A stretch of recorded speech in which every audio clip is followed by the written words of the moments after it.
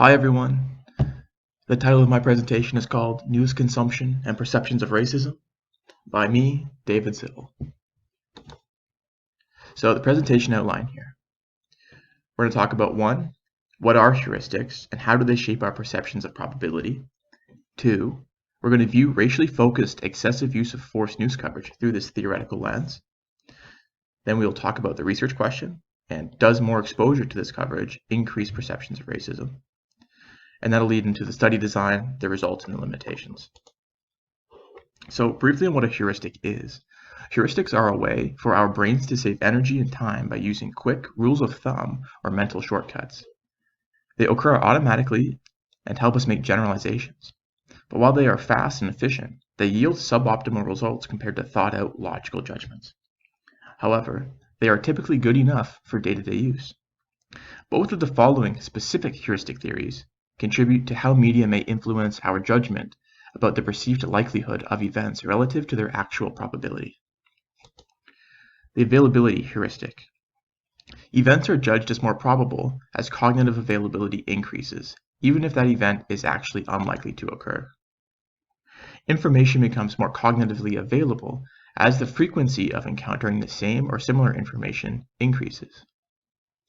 For example, media coverage featuring vivid graphic images of threatening events captures public attention, increases cognitive availability, and elevates the perceived probability of risk of that event happening. This effect was demonstrated in a study by Romer et al., where as participants' exposure to television crime reporting increased, their fear of crime increased as well, often increasing substantially beyond the risks implied by the actual crime rates. Additionally, the affect heuristic also speaks to the way news affects people's judgment. According to the affect heuristic, people rely intuitively on their affective reactions to gauge the likelihood of an event. Affect refers to what a person feels after experiencing something and simply put operates on a gradient ranging between positive and negative. Stronger emotional valence here in either direction, but significantly more strongly in the negative direction, has been shown to result in increased perceived probability of an event, regardless of its actual likelihood. So, if you've ever gotten negative feedback on an assignment and it's hurt your feelings, you may then have overperceived the probability of future negative feedback, even if you typically otherwise get neutral or good feedback. Now, how might this relate to perceptions of racism? Between 2013 and 2015, there was a colossal spike in the coverage of police killings of unarmed black men. This graphic by Race Forward shows that almost 1,000 different articles were written in the first 10 days alone after police shot and killed an unarmed man, Michael Brown. Not only was this story extremely prevalent, but so were the others that followed soon after, like Trayvon Martin, who was racially profiled and killed after an altercation with a neighborhood watch member. Or Tamir Rice, who was a 12-year-old boy shot and killed by police who mistook his BB gun for a pistol. Thus, these events were 1, extremely cognitively available to news viewers, and 2, these stories were also very sad, exacerbated by additional coverage of parents and friends of the victims, presumably leading to negative affective emotion among viewers. Resulting from these events were marches, protests, and calls for action against perceived institutionalized racism in the police system and the American system as a whole. These killings and the coverage thereof also correlated highly to shifting national perspectives on race relations as a whole, and also led to more people thinking that racism was a current big problem, doubling from what it was in 2011. While this positive correlation between the coverage of racially focused excessive use of force issues and perceptions of racism seems fairly accurate, we do not know the direction of this relationship, nor can we even be sure of causality. For example, it might be that the news only reflects already existing public sentiment, not that it whips it up and through sensationalizing the stories, falsely heightens perceptions of how often these things happen. Therefore, I'd like to explore this question of, does exposure to racially focused, excessive use of force news coverage affect blacks' perceptions of racism? Additionally, instead of looking at race relations as a whole like displayed in the prior slide, I want to explore a more specific subcomponent, namely individual perceptions of racism, as race relations has many more contributing factors than I could explore in this study alone. Understanding the root causes or cultural phenomena that increase feelings of perceived racism is very important. Whether or not the country is actually racist doesn't matter much. Like with anxiety or depression, it doesn't matter if that person's life is stable and secure, because the psychological and physiological effects of feeling poorly about one's life still exist and cause that person harm. And some of the harm that we see in terms of heightened perceived racism are things like heightened levels of perceived stress, lower levels of social capital, and poorer physical health. Additionally, it's been associated with poor psychological well-being trajectories, meaning well-being over time. And finally, perceived racism, especially chronic everyday discrimination, is inversely related to self-esteem and mastery. Mastery here describing the sense that individuals have control over their social and physical environments. And so, if our theoretical presuppositions are true, and an increased frequency of negative race relations coverage affects perceptions of racism, then exposure to TV news coverage of racially focused excessive use of force cases should result in higher perceptions of racism. And consuming no news coverage of racially focused excessive use of force cases should result in lower perceptions of racism. Okay, so for methods, in terms of participants, we'll have 100 participants per condition for a total of 300. Participants will be 18 plus. They'll be only Black Americans, because the scale that I'm going to use in this study has been created through and meant for Black surveyees. Additionally, the media coverage that will be shown to the participants will focus on issues in America specifically. The duration of this study is 3 months, and while the stories that I'm going to recreate took place over years, and it took 2 years after the initial ones for perceptions of race relations to decline, people who didn't watch media were presumably also polled in those race relations polls.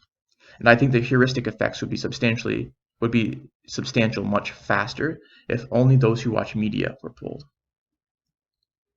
Perceived racism will be measured using the Perceived Racism Scale, which has both high validity and high reliability. As for the conditions, all news segments used in this study to preface will come from real, previous coverage of racial excessive use of force stories between 2013 and 2015. This is because during this time period, we saw a dramatic correlation between this coverage and poorer interpretations of race relations, leading to the idea that increase in this type of coverage in particular may result in increased perceptions of racism. In terms of the specific conditions, in the control condition, participants will consume a typical duration of news as reflective of Pew Research, illustrating the average time being around 30 minutes. Participants will be shown one previously aired 30-minute news show 3 times a week. Another group will be assigned to consume 0 minutes of news per day. And if, for example, they see a headline when scrolling through Facebook, they will be asked to do their best to not pay attention to it. The heavy use participants will be shown a 1-hour previously aired news show 3 times a week. This was decided to be 1 hour because if doubling the typical case does not get any effect, then the required conditions to get any effect might be outside of how much you can ethically ask participants to watch. 2 checks will be in place to help ensure the integrity of the study's parameters. Groups in the media exposure conditions would be given very brief weekly questions about the episodes they were given to ensure they're actually watching. And the no media group would be sent a friendly reminder bi-weekly and asked to continue avoiding media consumption. And then additionally, at time of data collection in 3 months, would be given another opportunity to let us know if there was any violations of their parameter. The dependent variable is the Perceived Racism Scale, or PRS. This measure has 51 items with a minimum of 0 and a maximum of 301. This is a multi-dimensional measure of white racism as perceived by Black Americans. Examples of items on this scale are racism is a problem in my life, and African Americans have the same opportunities as whites to have a middle-class life. Scores range from 1 to 4 and correspond from strongly disagree to strongly agree, respectively. The independent variable is the degree of media exposure. so 0, 30, or 60 minutes. Participants will be shown shortened timelines of real past media coverage of racialized excessive use of force cases, be given all media material by the study to keep participant experience as controlled as possible and reduce variance. It will also alternate evenly between mainstream news organizations like CNN, Fox, and MSNBC in case there is specific channel effects.